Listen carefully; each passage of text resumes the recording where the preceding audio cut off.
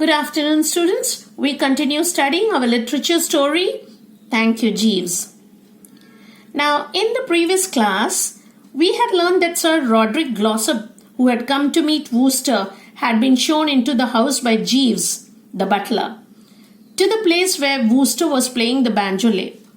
Now, Wooster, who had decided earlier to be terse with this man as he had played the part of a villain in instigating the breakup of his relationship with Pauline, now thought Dr. Glossop had come to apologize for his wrongdoings against Wooster. And so, thinking this, Wooster now decided to be a good host to the visitor. So, let's read from where we left. Sir Roderick, I said. Good morning. So, Bertram greeted Sir Roderick as he entered the room. Nothing could have exceeded the courtesy with which I had spoken. Then Bertram says that when he greeted Sir Roderick, he greeted him with a lot of courtesy. With a lot of courtesy, he greeted him in a polite manner, as polite and as courteous as he could be. Let's read. Conceive of the astonishment, therefore. Conceive of the astonishment. Conceive means see or understand or think of my astonishment, surprise. Think of my surprise. What happened? Therefore, when his only reply was an indubitably unpleasant grunt at that. So what happened?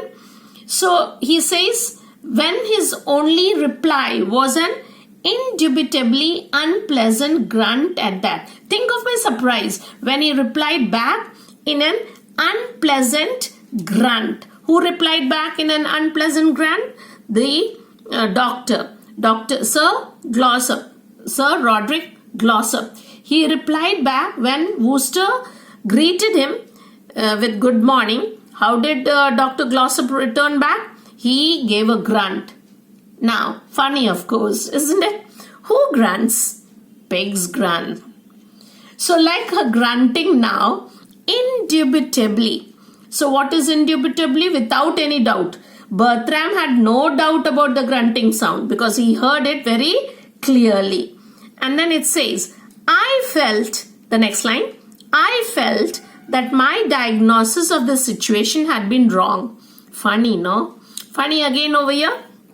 He says, I felt that my diagnosis of the situation had been wrong. Diagnosis, who does? Doctors, no? So he says, Bertram Wooster is saying that he had been thinking it wrong all the while. His diagnosis went wrong. So what happened?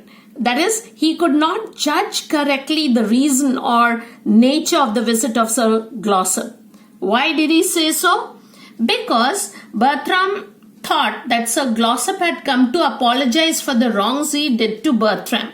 But Bertram now understood by the grunting sound made by Sir Glossop that he hadn't come for any good reason but was evidently cross with him. So let's read the next line. Here was no square shooting apologizer. So Bertram says here he was no square shooting apologizer. Now meaning that here it was not an square shooting, honest or frank apologizer who had come in.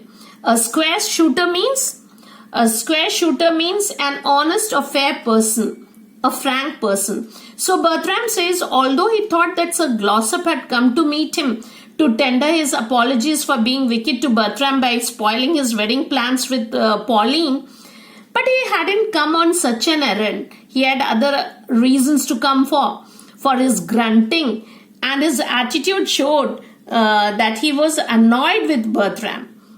Now, and the next line reads, he couldn't have been glaring at me with more obvious distaste if I had been the germ of dementia precox.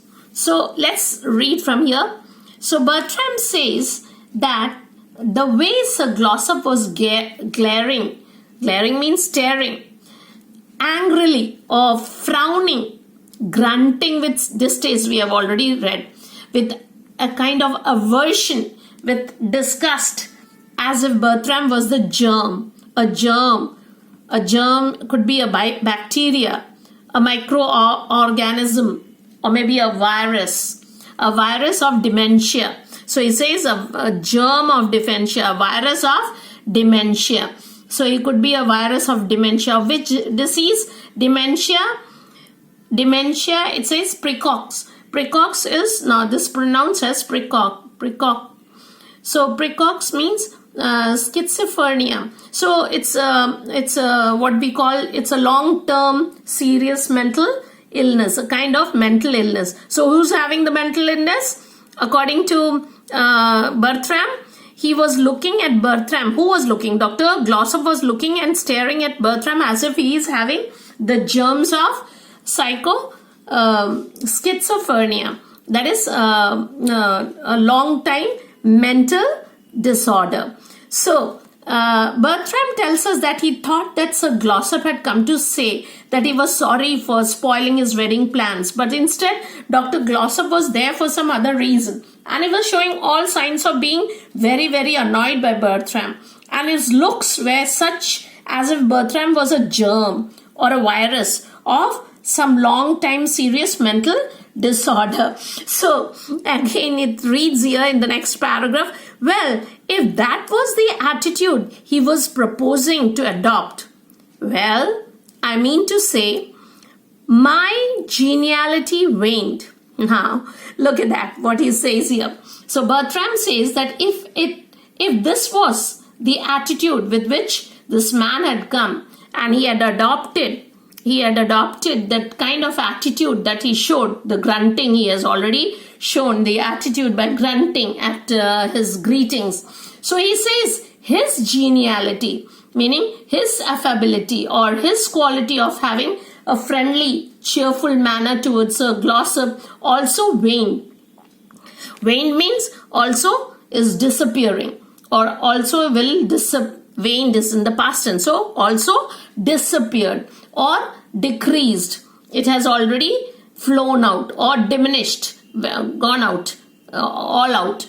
So the next line says, I drew myself up coldly, at the same time raising a stiff eyebrow. So how did Bertram now decide to behave? So how did Bertram behave now? He says he drew himself up. Now drew himself up is an idiom. I have marked it here. You can see that. So that is, he tried to emphasize on his pride or indignation as if he too was important, and stood straight with raised stiff eyebrows. So, and I was just about to work off the old. Now, in order to learn this sentence, I want you to first make a bracket over here in the beginning here and a bracket over here. And we'll leave this line for the time being so that we can understand this sentence very clearly. Otherwise, it will be difficult for you to understand. Let's understand it this way. And I was just about to work off the old gag when he chipped in ahead of me. So, I hope you have done the bracketing here. We'll read this sentence without the bracketed word first. Now, this would seem simpler. Let's see. Let's try to understand. It says, and I was just about to work off the old gag when he chipped in ahead of me.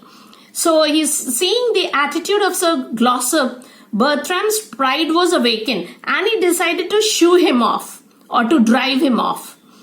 Then he says in this line that he was just about to about to send off the old gag, look at me pay attention to the sentence here, pay attention to the line that I'm pointing so that you understand it clearly. To work off, meaning to send him off, the old gag, not this one, this line, these two words, the old gag. The old gag meaning here the comedian. So who's the comedian? Let's try to understand. So once again, then he says in this line that he was just about to send off the old comedian or the old man who behaved in a comical manner when he chipped in ahead of me. When he chipped in is another phrasal word. This means interrupted, chipped in, interrupted ahead of me. Before he could say something, this fellow or Sir Glossop chipped in, interrupted in between. You ought to be certified. And what did he say? He said, you should be qualified, certified, or must have certain standards. I beg your pardon? So Bertram expressed his anger. He asked in a snapping manner, I beg your pardon? So he showed his anger or indignation at what Sir Glossop said. So he snapped at him saying, what do you mean? You are a public menace. Now I'll first explain this. You are a public menace. A public menace is a public enemy or a public annoyance or enemy, a threat to the public, an annoyance to the community. So you are a public menace. Who is calling whom? Sir Glossop is calling Bertram Wooster. You are a public menace. You are a public annoyance, a public enemy, a threat to the public, to the community. Now, for weeks it appears you have been making life a hell for all your neighbors with some hideous musical instrument. And it seems that you have been making life a hell. Life has become a hell for whom? All the neighbors of Bertram. With what? With some hideous musical instrument. What was the musical instrument? Banjole. So with your banjole, you're creating a lot of trouble for your neighbors. I see you have it with you now, and I can see you still have it with you now. So he was playing, remember he was playing the banjole when Sir Glossop had come in. How dare you place that thing in a respectable block of flats? So he says, how dare you have the courage to play that thing, that instrument in such a respectable block of flats in a good society with so many flats are there, and you play this instrument to make noise for all the members or all the residents who are living in this block of flats. You are troubling them like anything, and you have become a public menace for them.